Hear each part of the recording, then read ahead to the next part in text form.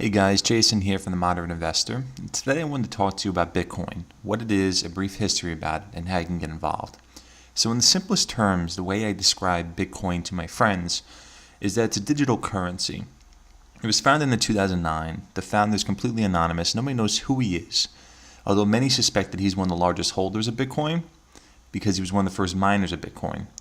So many people suspect that he has supposedly over 1 million Bitcoins in possession, because mining is the process of how Bitcoin is actually created. And I'm going to get into mining in a little bit, but first I just want to show you this great website that I use a lot when I first learned about cryptocurrencies. Is bitcoin.org. See here, it's got a lot of information about what Bitcoin is and the technology behind it, blockchain technology. You may have heard that term before a few times in the past, but Bitcoin is actually known to introduce blockchain technology to the masses, right? Or at least begin the introduction to the masses. Blockchain, it's not fully adopted yet by everyone in every organization, but you can clearly see that many organizations are looking into it and they're developing their own blockchains, and it all comes from Bitcoin. And so this is a great website you should check out. It tells you more about what Bitcoin is and has a lot of great resources. I'll include this link at the bottom of this video. And so the next website is coinmarketcap.com, and it tracks the valuation of every cryptocurrency there is, pretty much. As you can see here, Bitcoin is number one at $97 billion, but this list can go on for there's hundreds of coins listed on this page if you click view all. There's so many cryptocurrencies now. See, it goes, even goes in the hundreds, maybe even 1,000 coins listed on the site. But going back up to Bitcoin, if you click on Bitcoin, it tells you more information about the market cap, the volume. So $2.2 billion worth of Bitcoin is traded every 24 hours. If you click markets, this is actually all the top Bitcoin markets. So when people say, how is the price of Bitcoin derived, it's traded on all these markets, just like a stock or a commodity, right? So Bitfinex is the number one exchange. It trades $351 million worth of Bitcoin every 24 hours. It's responsible for 15% of the volume. But they're not the only exchange. As you can see, there's plenty of websites that trade millions of dollars worth of Bitcoin every 24 hours. So going back up here, it says circulating supply and max supply. So what this means is that 21 million Bitcoins is the max amount of Bitcoins that will ever be in existence. So the founder actually programmed it in the code that 21 million Bitcoins is the max supply. And Bitcoin is, so not to confuse you, but I'm going to give you an example of a mining operation. So this is like a Bitcoin mining operation. Back in 2009, this Bitcoin mining operation could have yielded hundreds, maybe even thousands of Bitcoins, because the algorithms that you had to solve in order to mine Bitcoins was a lot easier. So the way mining works is that you use your computer.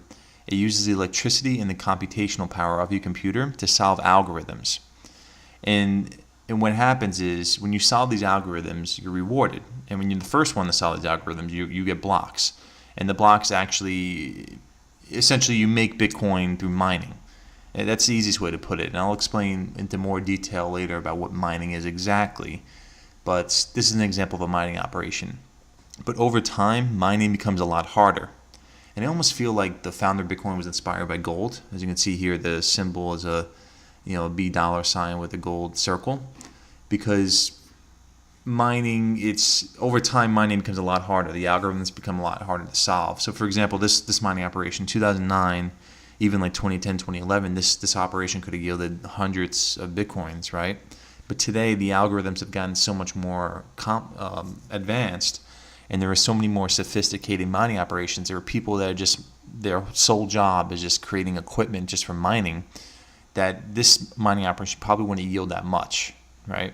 Because the hash rates have just gotten so much higher and more difficult to solve. So that's sort of how Bitcoin works. That's how it's mined. So there's no government authority. There's no Federal Reserve that prints the Bitcoins. It's all done by solving computer algorithms. And it's called proof of work. That's the method that Bitcoin uses. And there's other methods too called proof of stake and even delegated proof of stake. But that's how Bitcoin is mined, is proof of work. And so when people say like one Bitcoin is worth $6,000 or $59.65 right now, they're talking about 1.00 Bitcoin, right? But you don't have to just buy one Bitcoin. You could buy a tenth of a Bitcoin, or a hundredth of a Bitcoin, or a thousandth of a Bitcoin. I mean, this number can go on for many zeros. I think that's the max you can do. So if you want to buy Bitcoin, you want to say, I want to invest $100 in Bitcoin. You're going to buy this much of Bitcoin, and it may not seem like a lot, but if the price of Bitcoin goes up 10 times, it goes up to it goes up to like $59,000 each, then you're going to make 10 times your money, because this amount's going to be worth $1,000 and not $100. So you don't have to buy one Bitcoin in order to get involved. You can buy whatever dollar amount you want. And that's sort of how Bitcoin works with respect to how it's calculated and how the format is for Bitcoin. So if you want to, just for example, if you want to buy a gallon of milk with Bitcoin and you go to the cashier, this is, and the price of milk is $4, if that's the price of milk in your area, but this is the actual amount that you would give to your cashier. So that's sort of how Bitcoin works and the structure of Bitcoin. Now, if you want to buy a Bitcoin, the easiest way is through Coinbase.